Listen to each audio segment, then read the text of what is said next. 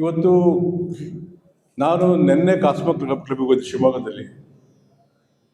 ಊಟ ಮಾಡೋಕ್ಕೆ ತುಂಬ ಒಳ್ಳೆಯ ವಾತಾವರಣ. ಈಗ ಬೇರೆ ಹೋಟ್ಲುಗಳಾದ್ರೆ ರಶ್ ಇರುತ್ತೆ, ರಶ್ ಇರೋದಿಲ್ಲ ಅಂತಿದ್ದಿಲ್ಲ,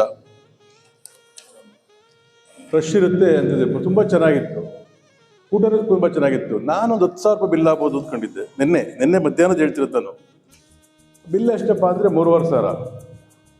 ಚಿಕನ್ ಅಂತೆ ಎಲ್ಲ ಏನೇನು ಬೇಕು ನಾವು 12 ಜನ ಎಲ್ಲ ತಿಂದ್ವಿ. ಆದರೆ ಬಿಲ್ಲಾಗಿ ಕೇವಲ 3,500. ನನಗೆ ಆಶ್ಚರ್ಯ ಆಯಿತು. ಅಲ್ಲಿ ಕುಕ್ಕಳು ಬಂದು ಮಾತಾಡ್ಸಕ್ಕೆ ನನಗೆ, ಸರ್ ನಾವು ನಿಮ್ಮ ತಾಲೂಕಿನವ್ರು, ಯಾವರಪ್ಪ ಗೌಳಿಗಿರಿ ಕ್ಯಾಂಪು ಅಂತಂದು. ನಾನು ಬಂದಾಗ ನರೇಂದ್ರ ತಿಪ್ಪೇಶ್ ಇಲ್ಲಿರೋ ಗೌಳಿಗಿರಿ ಕ್ಯಾಂಪೇ ಸರ್, ಎಲ್ಲ ಕ್ಲಬ್ಬಲ್ಲೂ ಗೌಳಿಗಿರಿ ಕ್ಯಾಂಪ್ ಇದೆ. ಅವರು ಕಾಡಿನಲ್ಲಿರ್ತಕ್ಕಂಥ ಜನ, ಅನಾಗರಿಕವಾಗಿರ್ತಕ್ಕಂಥ ಜನ, ಅವ್ರು ಇಲ್ಲಿ ಬಂದು ಆ ಥರ ಡೆವಲಪ್ ಆಗಿ ಒಬ್ಬರಿಂದ ಒಬ್ಬರು ಲಿಂಕ್ ತಗೊಂಡು ಇವತ್ತು ಬಾರ್ಗಳಲ್ಲಿ, ಕ್ಲಬ್ಗಳಲ್ಲಿ ಅವರು ಕೆಲಸ ಮಾಡ್ತಿದ್ದಾರೆ. ತುಂಬ ಚೆನ್ನಾಗಿ ಇದನ್ನು ಇನ್ನೂ ನಾವು ಉಪಯೋಗಿಸ್ಕೋಬೋದು. ಇವತ್ತು ಸುಮಾರು 45,84,000 ರೂಪಾಯಿ ಇವರು ಬಂದಿರೋ ದುಡ್ಡು, ಕೈಯಿಂದ ಹಾಕಿರತಕ್ಕಂಥ ದುಡ್ಡು. ಆದರೆ ಖರ್ಚು ಮಾಡಿರೋದು 60 ಲಕ್ಷಕ್ಕಿಂತ ಜಾಸ್ತಿ ಇದೆ. 70 ಲಕ್ಷ ಅಂತೇಳಿ ಇವತ್ತಿನ ಖರ್ಚು ಬಿಟ್ಟಿದ್ದಾರೆ. ಇವತ್ತಿಗೆ 70 ಲಕ್ಷ ರೂಪಾಯಿ ಖರ್ಚಾಗುತ್ತೆ. ಧೈರ್ಯ ಇದನ್ನೆಲ್ಲ ಫಸ್ಟ್ ಇವರು ಹಾಕ್ಕೊಂಡಿದ್ದಾರೆ, ಎಲ್ಲ ಅದನ್ನೇ ಬರೆದಿಲ್ಲ. ನಿಜವಾಗ್ಲೂ ಕೂಡ ನಮ್ಮ ತರೀಕೆರೆ ತಾಲೂಕು ರಾಜ್ಯದಲ್ಲಿ ಶ್ರೀಮಂತ ತಾಲೂಕು ಅಂದರೆ ತಪ್ಪಾಗೋದಿಲ್ಲ. ಕಾರಣ ಇಷ್ಟು ಹೇಳ್ತೀನಿ ಕೇಳಿರಲಿ. ನಮ್ಮಲ್ಲಿ ಒಂದು 25,000 ತರೀಕೆರೆ ತಾಲೂಕಲ್ಲಿ, ಇಡೀ ಕ್ಷೇತ್ರದಲ್ಲಿ 53,000 ಮನೆ ಇದೆ. ನಮ್ಮಲ್ಲಿ ಒಂದು 26, 27, 30,000 ಮನೆ ಕಟ್ಕೊಳ್ಳಿ. ಸುಮಾರು 55,000 ಅಡಿಕೆ ತೋಟ ಇದೆ. ಎಕರೆ 55,000 ಎಕರೆ ಅಡಿಕೆ ತೋಟ ಇದೆ. ಪರ್ ಕ್ಯಾಪಿಟ ಒಬ್ಬೊಬ್ಬರು ಲೆಕ್ಕ ಹಾಕ್ಬಿಟ್ರೆ 10 ಲಕ್ಷ ರೂಪಾಯಿ ಅವರೇಜ್ ಬರುತ್ತೆ. ಪ್ರತಿಯೊಂದು ಮನೆಗೆ ಪರ್ ಕ್ಯಾಪಿಟ 10, 15, 20 ಲಕ್ಷ ತನಕ ವರಮಾನ ಪ್ರತಿಯೊಂದು ಮನೆಗೆ ಬರುತ್ತೆ.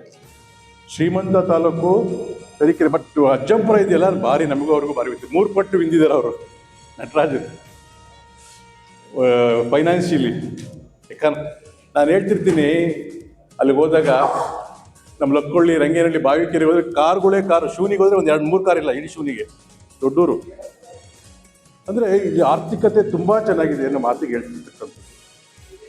ಮನಸ್ಸು ಮಾಡಿದ್ರೆ ಇನ್ನೂ ಎಷ್ಟು ಬೇಕಾದ್ರೂ ಅಭಿವೃದ್ಧಿ ಮಾಡ್ಬೋದು.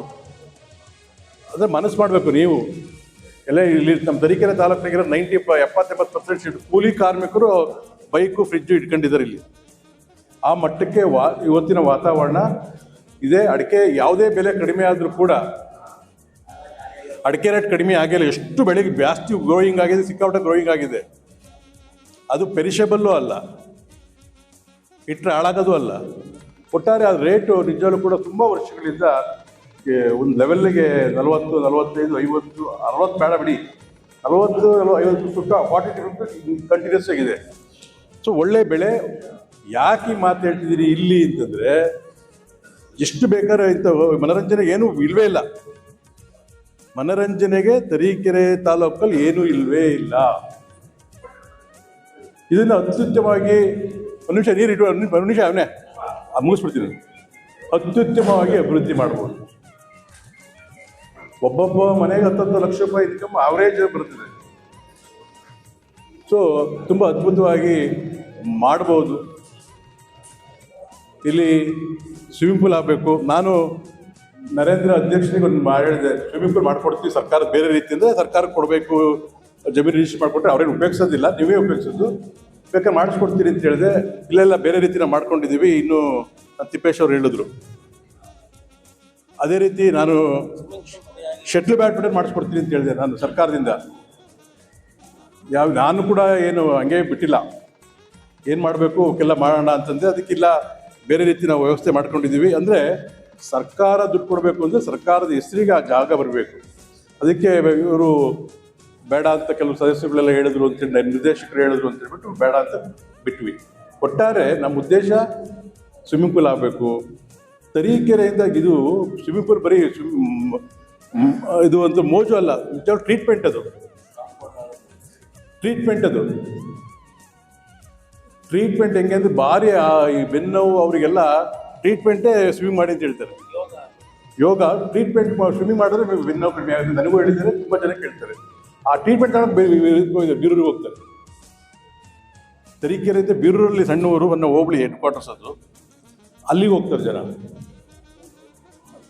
ನಮ್ಮ ಮಕ್ಕಳಿಗೆಲ್ಲ ಬೀರೂರಿಗೆ ಭದ್ರಾವತಿಗೆ ಕಳಿಸ್ಕೊಡ್ತಾ ಇದ್ವಿ ಸ್ವಿಮ್ಮಿಂಗ್ ಕಲಿಸ್ಲಿಕ್ಕೋಸ್ಕರ.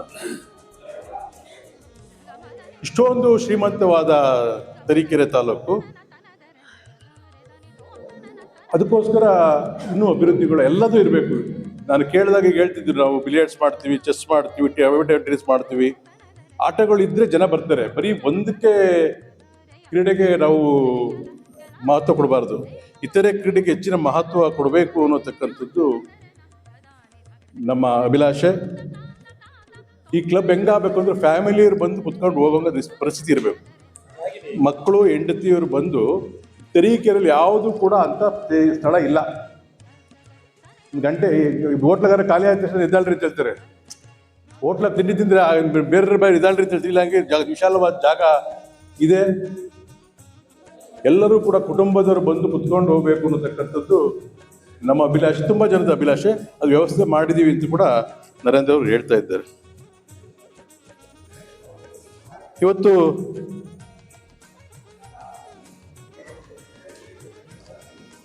ಇನ್ನೂ ಕೂಡ ಇಲ್ಲಿಗೆ ಲಿಕ್ಕರ್ ಲೈಸೆನ್ಸ್ ಬೇಕಾಗ್ತದೆ. ಮುಂದಿನ ದಿನಗಳಲ್ಲಿ ಬೇರೆ ಬೇರೆ ಲೈಸೆನ್ಸ್ಗಳೆಲ್ಲ ಬೇಕಾಗ್ತವೆ. ಅವೆಲ್ಲವೂ ಕೂಡ ಇರಬೇಕು ಅವಾಗ. ಯಾಕೆಂತಂದರೆ ತುಂಬ ಜನಕ್ಕೆ ಒಂದು ಒಳ್ಳೆಯ ಜಾಗ, ಒಳ್ಳೆಯ ಪರಿಸರದ ವ್ಯವಸ್ಥೆ ನಮ್ಮ ಕ್ಷೇತ್ರದಲ್ಲೇ ಇಲ್ಲ. ಸೊ ಇದೊಂದು ಆ ಒಂದು ಎಲ್ಲ ರೀತಿಯ ಜನಗಳಿಗೆ ಒಂದು ಒಳ್ಳೆಯ ವ್ಯವಸ್ಥೆ ಆಗಬೇಕು ಅನ್ನೋದು ನಾವು ಅದಕ್ಕೆ ಪೂರಕವಾಗಿ ಇರ್ತೀವಿ ಅನ್ನೋ ಮಾತು ಈ ಸಂದರ್ಭದಲ್ಲಿ ಹೇಳ್ತಾ, ಇದು ಇಲ್ಲಿವರೆಗೂ ಆಗಿರತಕ್ಕಂಥ ಕೆಲಸ 100ಕ್ಕೆ 100% ಪಾರದರ್ಶಕವಾಗಿದೆ. ನನಗೆ ಗೊತ್ತು, 100ಕ್ಕೆ 100% ಪಾರದರ್ಶಕವಾಗಿದೆ. ಹುಡುಗರಿಗೆ ಅದೇನು ಮಾಡೋಕ್ಕಾಗಲ್ಲ, ಬಟ್ 100% ಪಾರದರ್ಶಕವಾಗಿ ಕೆಲಸ ಮಾಡಿದ್ದಾರೆ. ನಮ್ಮ ಮನೆಯನ್ನ ರೀತಿಯಲ್ಲಿ ಅವ್ರ ಮನೆ ಹೇಗೆ ಮಾಡ್ಕೋಬೇಕು ಆ ರೀತಿ ಇಲ್ಲಿ ಇವರೆಲ್ಲ ಮಾಡಿದ್ದಾರೆ.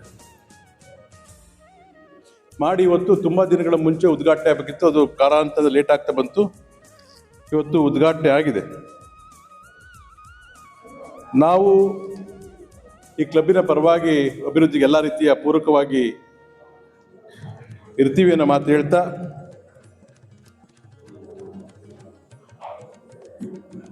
ನಿಮಗೆಲ್ಲರೂ ಕೂಡ ಕ್ಲಬ್ಬಿನ ಫೀಸ್ಗಳನ್ನ ಕರೆಕ್ಟಾಗಿ ಕೊಟ್ಟರೆ ಮೇಂಟೆನೆನ್ಸ್ ಆಗುತ್ತೆ. ಅದನ್ನು ನೀವೇ ಕೂಡ ಫಿಕ್ಸ್ ಮಾಡತಕ್ಕಂಥದ್ದು. ಇವರೆಲ್ಲ ಜನರಲ್ ಬಾಡಿ ಮೀಟಿಂಗಲ್ಲಿ ತೀರ್ಮಾನ ಆಗಿ ಅದನ್ನು ಫಿಕ್ಸ್ ಮಾಡ್ತಾರೆ. ಅದನ್ನು ಪ್ರತಿ ತಿಂಗಳು ಕೊಡ್ತಾ ಹೋದರೆ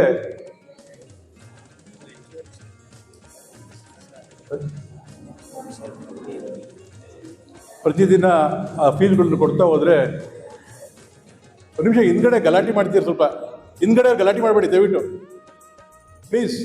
last bench, lots of last bench.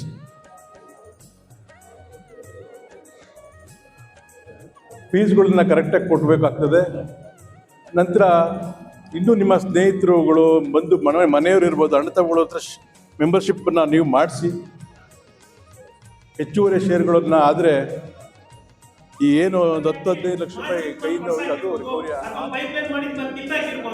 ಈ ರೀತಿಯ 1.5 ಲಕ್ಷ ವ್ಯತ್ಯಾಸ ಆಗಿಬಿಟ್ರೆ ಇನ್ನು ಈ ವಸ್ತು ಕೆಲಸ ನಾವು ಆಡಳಿತ ಮಂಡಳ ಪೂರ್ವಕವಾಗಿ ಪ್ರಮಾಣ ಮಾಡಿ ದೇವರ ಮೇಲೆ ಪ್ರಮಾಣ ಮಾಡಿ ಇರ್ತೇವೆ. ಇದು ನ್ಯಾಯಬದ್ಧವಾಗಿದೆ. ನಿಮ್ಗೆ ಒಪ್ಪಿಗೆ ಇದ್ರೆ ಚಪ್ಪಾಳೆ ತಟ್ಟುವ ಮುಖೇನ ಇದಕ್ಕೆ ಅಂಗೀಕರಿಸಬೇಕು. ದಯವಿಟ್ಟು ಯಾರು ಇದ್ರೆ ದಯವಿಟ್ಟು ಇದಕ್ಕೆ ಅಬ್ಜೆಕ್ಷನ್ ಇದ್ರೆ ಕೆಳಗಡೆ ಇದೆ ಮತ್ತು ಸರಿಪಡಿಸ್ಕೊಳ್ತೀವಿ ನಾವು. ದಯವಿಟ್ಟು ಇದಕ್ಕೆ ಯಾರು ಇದ್ರೆ ನೋಟಿಸ್ ಬೋರ್ಡ್ನಲ್ಲಿ 2 ಈ ಥರದ್ದಿದೆ. ನಾವು ಯಾವ್ಯಾವ ಅಂದರೆ ಇವೆಲ್ಲವನ್ನೂ ಸಹ ನಾವು ಚೆಕ್ ಮುಖಾಂತರ ಸಂದರ್ಭಕ್ಕನುಸಾರವಾಗಿ ಎಲ್ಲರಿಗೂ ಅಧ್ಯಕ್ಷರು, ಕಾರ್ಯದರ್ಶಿ ಎಲ್ಲರಿಗೂ ಸಹ ಸೇರಿ ಚೆಕ್ ಮುಖಾಂತರ ಕೊಟ್ಟಿದ್ದೇವೆ. ಹಣ ನಮಗೆ ಸಂಗ್ರಹವಾದಂಥ ಸಂದರ್ಭದಲ್ಲಿ ನಮ್ಮ ಕೈಯಿಂದ ಹಾಕಿದಂಥ ಸಂದರ್ಭ ನಾವು ಕೊಟ್ಟಿರ್ತೇವೆ. ಕೆಲವು ಹೊಸ ಸದಸ್ಯರುಗಳನ್ನು ತೆಗೆದುಕೊಂಡಿದ್ದೇವೆ. ಆದ್ರಿಂದ ಹಣ ಕೊಟ್ಟ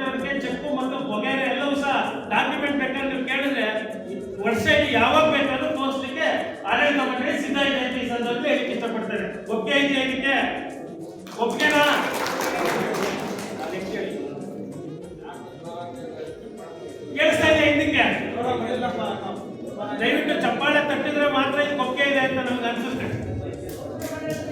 ಕೇಳಿಸ್ತಾ ಇಲ್ವಾ? ಸರಿ, ನೆಕ್ಸ್ಟ್ ಹೇಳೋಣ. 7ನೇ ಕ್ರಮಕ್ಕೆ 2025 ಸಾಲಿನ ಮುಂದುವರಿದ ಅಭಿವೃದ್ಧಿ ಕಾರ್ಯಗಳು ಮತ್ತು ಮಕ್ಕಳ ಪ್ಲೇಗ್ರೌಂಡ್ ಈಜುಕೊಳ ನಿರ್ಮಾಣ ಸೇರಿದಂತೆ ಅಂದಾಜು ಆಯವ್ಯಯ ಪತ್ರ ಮಂಡನೆ. ಆಯವ್ಯಯನ ತಯಾರು ಮಾಡಲಾಗಿದೆ. ಮುಂದೆ ಒಂದು ಇದನ್ನ ಈ ಶಾಸಕರು ಹೇಳಿದಾಗೆ ಈ ಒಂದು ಸಂಸ್ಥೆಯನ್ನ ಕೇವಲ ಮನರಂಜನೆ ಜೊತೆಯಲ್ಲಿ ಕಾರ್ಸಾಡಿದ್ರೆ ಮಾತ್ರ ಈ ಸಂಸ್ಥೆ ನಡೆಯೋದು. ಕಾರ್ಸಾಡಿದ್ರೆ ಈ ಸಂಸ್ಥೆ ಮುಚ್ಚೋಗ್ಬಿಡುತ್ತೆ ಅನ್ನುವುದನ್ನ ತೆಗೆದುಹಾಕಿ ಕಾರ್ಸು ನಮ್ಮ ಹಕ್ಕು, ಮನರಂಜನೆ ನಮ್ಮ ಹಕ್ಕು ಅನ್ನೋದನ್ನ ನಾವು ಆಡೋರು ಅದನ್ನ ಪ್ರತಿನಿಧಿಸಿ ನಮ್ಮ ಹಕ್ಕನ್ನ ಅದನ್ನ ಪ್ರಶ್ನಿಸ್ತೀವಿ. ಆದ್ರೆ ಅದು ಇಲ್ದಿದ್ರು ಸಹ ಕ್ಲಬ್ ಕಳಿಬೇಕು ಅಂದ್ರೆ ಕ್ಯಾಂಟೀನ್ ವ್ಯವಸ್ಥೆ ಇರಬೇಕು, ಮಕ್ಕಳಿಗೆ ಆಟೋಟಿಕೆ ಇರಬೇಕು, ಪ್ಲೇ ಗ್ರೌಂಡ್ ಇರಬೇಕು ಅಂತ ಹೇಳಿ ನಾವು ಪ್ಲೇ ಗ್ರೌಂಡಿಗೆ ಜಾಗ ಬಿಟ್ಟಿದ್ದೀವಿ. ಆ ಟೆನ್ನಿಸ್ ಶಟಲ್ ಕೋರ್ಟ್ ಇದ್ದಾರೆ, ಅದಕ್ಕೆ ಸುಮಾರು 7.5 ಲಕ್ಷ ಅಂದಾಜನ್ನ ಪ್ಲೇ ಗ್ರೌಂಡಿಗೆ, ಅದು ಜೋಗಾಲಿ ಇರ್ಬೋದು, ಮಕ್ಕಳಿಗೆ ಜಾರುಂಬೆ ಇರ್ಬೋದು, ಆಮೇಲೆ ತೊಟ್ಲಿ ಇರ್ಬೋದು, ಬೇರೆ ಇಲ್ಲಿ ಏನೇನು ವಿವಿಧ 7 ಲಕ್ಷಗಳನ್ನ ಅಂದಾಜು ಮಾಡಿದ್ದೇವೆ. ಆ ಅಂದಾಜನ್ನ ನಿಮ್ ಮುಂದೆ ಹೇಳ್ತಾ ಇದ್ದೇವೆ. ಆ ಅಂದಾಜು ಜೊತೆಯಲ್ಲಿ ದಯವಿಟ್ಟು ಮಾತಾಡಬೇಡಿ. ಹಾಗೆ ಈಜುಕೊಳ ನಿರ್ಮಾಣಕ್ಕೆ ಈಗಾಗಲೇ ಅದರ ಅಂದಾಜಿನ 3 ಕೊಟೇಶನ್ ಕರೆದಿದ್ವಿ. ಆ 3 ಕೊಟೇಶನ್ ಅಲ್ಲಿ ಬೆಂಗಳೂರಿನ ಒಂದು 2 ಕಂಪನಿಯವರು ಸುಮಾರು 70 ಲಕ್ಷಕ್ಕೆ ಒಬ್ರು ಕೊಟ್ಟಿದ್ದಾರೆ, 65 ಲಕ್ಷಕ್ಕೆ ಒಬ್ರು ಕೊಟ್ಟಿದ್ದಾರೆ, 80 ಲಕ್ಷಕ್ಕೆ ಒಬ್ರು ಕೊಟ್ಟಿದ್ದಾರೆ. ಅಂದ್ರೆ ಈಜುಕೊಳ ಅದು ದೊಡ್ಡವರು ಸಣ್ಣವರು 2 ಜನ ಆಡೋ ಹಾಗೆ ಆ ದೊಡ್ಡ ಟ್ರ್ಯಾಕ್ ಮಾಡ್ಬಿಟ್ಟು 7 ಟ್ರ್ಯಾಕ್ ಅಲ್ಲಿ adults and childrens with trainer ಕೊಟ್ಟು ಅವ್ರಿಗೆ ಇದು ಮಾಡೋಂಥದ್ದನ್ನ ಅಲ್ಲಿ ಮಾಡಕ್ಕೆ ಇದು ಮಾಡಿದ್ವಿ. ಆದ್ರೆ ನಮ್ಮಲ್ಲಿ ಆರ್ಥಿಕ ಪರಿಸ್ಥಿತಿ ಸುಧಾರಣೆ ಇಲ್ಲದ ಕಾರಣ ನಮಗೆ ಇದನ್ನು ಮಾಡಕ್ಕೆ ಯಾರು ನಾನತಾನೆ ಆಗ್ತಾ ಇಲ್ಲ. ಸ್ವಿಮ್ಮಿಂಗ್ ಪೂಲ್ಗೆ 75-80 ಲಕ್ಷ ಎಲ್ಲಿಂದ ಹೊಂಚೋದು ಕಷ್ಟ ಸಾಧ್ಯ ಅಂತ ತಿಳ್ಕೊಂಡು ನಾವೀಗ ಒಂದು ನಿರ್ಧಾರಕ್ಕೆ ಬಂದಿದ್ದೇವೆ. ತಾವೆಲ್ಲರೂ ಒಪ್ಪಿಗೆ ಕೊಟ್ಟಿದ್ದೆ. ಆದ್ರೆ ಒಂದು ಶಿವಮೊಗ್ಗದ ಒಂದು ಸಂಸ್ಥೆ, ದಯವಿಟ್ಟು ಮಾತಾಡಬಾರ್ದು, ಶಿವಮೊಗ್ಗದ ಒಂದು ಸಂಸ್ಥೆ 10 ವರ್ಷಗಳ ಕಾಲ ಅವರಿಗೆ ಮೇಂಟೆನೆನ್ಸ್ ಕೊಟ್ರೆ ಅವರೇ ಅದನ್ನ ಮಾಡಿಕೊಂಡು 10 ವರ್ಷಗಳ ನಂತರ ನಮಗೆ ಅದು ಹ್ಯಾಂಡ್ ಓವರ್ ಮಾಡ್ತಾರೆ. ಅಲ್ಲಿ ತನಕ ಅದು ಬಂದಂತ ಖರ್ಚು ವೆಚ್ಚಗಳು ಅವರಿಗೆ ಬೋರ್ ಹಾಕ್ಸ್ಕೊಟ್ಟು ಕಾಂಪೌಂಡ್ ಹಾಕ್ಸ್ಕೊಟ್ರೆ 65 ಲಕ್ಷದ ನವೀನ ರೀತಿಯ ಇಂದಿನ ಪ್ರಸ್ತುತ ಸಂದರ್ಭಕ್ಕೆ ಆಧುನೀಕರಣ ಈಜುಕೊಳವನ್ನು ನಿರ್ಮಾಣ ಮಾಡ್ತಾರೆ. ಟ್ರೈನಿಂಗು ಅವರೇ ಕೊಡ್ತಾರೆ, ಎಲ್ಲರೂ ಎಲೆಕ್ಟ್ರಿಕ್ ಬಿಲ್ಲು ಅವರೇ ಕಟ್ಕೊಳ್ತಾರೆ, ಅಷ್ಟು ಅವ್ರದೇ. ಆದ್ರೆ ಅದಕ್ಕೆ ನಮ್ಮ ಹಕ್ಕು ಏನಂದ್ರೆ ನಮ್ಮ ಪ್ರತಿನಿಧಿಗಳಿಗೆ, ಯಾರು ನಮ್ಮ ಸದಸ್ಯರಿಗೆ ಮಾತ್ರ ಬೇರೆಯವರಿಗೆ ವಿಧಿಸುವಂತಹ ಶುಲ್ಕದಲ್ಲಿ 50 ರೂಪಾಯಿ ರಿಯಾಯಿತಿ ಇರುತ್ತಷ್ಟೇ. ಬೇರೆಯವರಿಗೆ 45x80 ಉದ್ದದ ಜಾಗವನ್ನು ಕೊಡ್ತೇವೆ ಅವರಿಗೆ. ಅವರು ಅಲ್ಲಿ ಎಲ್ಲ ಬಾತ್ರೂಮ್ಗಳು, ವಾಶ್ರೂಮ್ಗಳು ಇದನ್ನ ಮಾಡ್ಕೊತಾರೆ. ನೀವು ಒಪ್ಪಿಗೆ ಕೊಟ್ಟಿದ್ದೆ ಆದ್ರೆ ನಾವು ಕಾರ್ಯಕಾರಿ ಸಮಿತಿಯಲ್ಲಿ ಅವ್ರನ್ನ ಕಳಿಸ್ಬಿಟ್ಟು ನೀವು ಒಪ್ಪಿಗೆ ಕೊಟ್ಟು 8 ವರ್ಷಗಳ ಕಾಲ ಅವ್ರು ಕೇಳ್ತಾ ಇದ್ರೆ ನಾವು 7 ವರ್ಷ ಕೊಡ್ತೀವಪ್ಪ, 7 ವರ್ಷದಲ್ಲಿ ವಾಪಸ್ ಕೊಡ್ಬೇಕು ನಮಗೆ ಅಂತ ಇದು ಮಾಡಿದ್ದೇವೆ. ನೀವು ಒಪ್ಪಿಗೆ ಕೊಡೋದಾದ್ರೆ ಅವರಿಗೆ ಕಳಿಸ್ಬಿಟ್ಟು ಅದನ್ನ ಪ್ರಾರಂಭ ಮಾಡಲಿಕ್ಕೆ ನಾವು ಸೂಚನೆ ಮಾಡ್ತೀವಿ. ಅದನ್ನ ನಿಮ್ಮ ಸರ್ವ ಸದಸ್ಯರ ಮುಂದೆ ಹೇಳ್ತಾ ಇದ್ದೀವಿ. ದಯವಿಟ್ಟು ಚಪ್ಪಾಳೆ ತಪ್ಪಲು ಮುಖಾಂತರ ಒಪ್ಪಿಗೆ ಕೊಟ್ಟರೆ ಅವರೇ ದುಡ್ಡು ಖರ್ಚಾಕೊಂಡು ಅವರೇ ಮಾಡ್ಕೊತಾರೆ. ನಾವು ಯಾವುದೇ ಕಾರಣಕ್ಕೂ ಅವ್ರ ಮೇಲೆ ಯಾವುದೇ ತರದ ಏನೂ ಆಗಿಲ್ಲ. ನಮ್ದು ಕಣ ಇದು ಕ್ಲಬ್ ನಾವು ಹೋಗ್ತೀವಿ, ಅವ್ರು ಏನ್ ಫೀಸ್ ಕಟ್ ಮಾಡಿದ್ರೆ ನಾವು ಫೀಸ್ ಕೊಟ್ಬೇಕು. ಹೊರಗಡೆಗೆ 300 ತೊಗೊಂಡ್ರೆ ನಮಗೆ 200 ತಗೊಂತಾರೆ ಅಷ್ಟೇ. ಅವ್ರದ್ದೇನ್ ಟೈಮಿಂಗ್ಸು, ನಾವು ಅದರಲ್ಲಿ ಹಸ್ತಕ್ಷೇಪ ಮಾಡೋದಿಲ್ಲ ಅನ್ನೋದ್ರ ಬಗ್ಗೆ ನಾವು ಖಾತರಿ ಕೊಟ್ಟು ಅವರಿಗೆ ಬಾಂಡ್ ಪೇಪರ್ ಕೊಟ್ಟರೆ ಅವರು ಮಾಡ್ಕೊಡ್ತಾರೆ. ಏನಿದಕ್ಕೆ ಒಪ್ಪಿಗೆ ಇದೆಯಾ? ಯಾಕೆಂದ್ರೆ ಶಾಸಕರು ಹೇಳಿದ್ರು ಸ್ವಿಮ್ಮಿಂಗ್ ಪೂಲ್ ನಾನೇ ಮಾಡಿಸ್ಕೊಡ್ತೀನಿ, ಜಲ್ದಿ ಬರ್ಕೊಡೋದು 3 ತಿಂಗಳಿಂದ ಕೇಳ್ತಾ ಇದ್ದಾರೆ ಪಾಪ ಶಾಸಕರು. ಸ್ವಿಮ್ಮಿಂಗ್ ಪೂಲ್ ಸೆಂಟ್ರಲ್ ಕಾರ್ಗೋ ಆದ್ರೆ ಆ ಸೈಟ್ ರಿಜಿಸ್ಟರ್ ಮಾಡ್ಕೊಡ್ಬೇಕಂತೆ. ಒಂದೊಂದು ಸೈಟ್ 2 ಕೋಟಿಗೆ ಹೋಗ್ತಾ ಇದೆ. 60 ಲಕ್ಷಕ್ಕೆ ಯಾಕೆ 2 ಕೋಟಿ ಸೈಟ್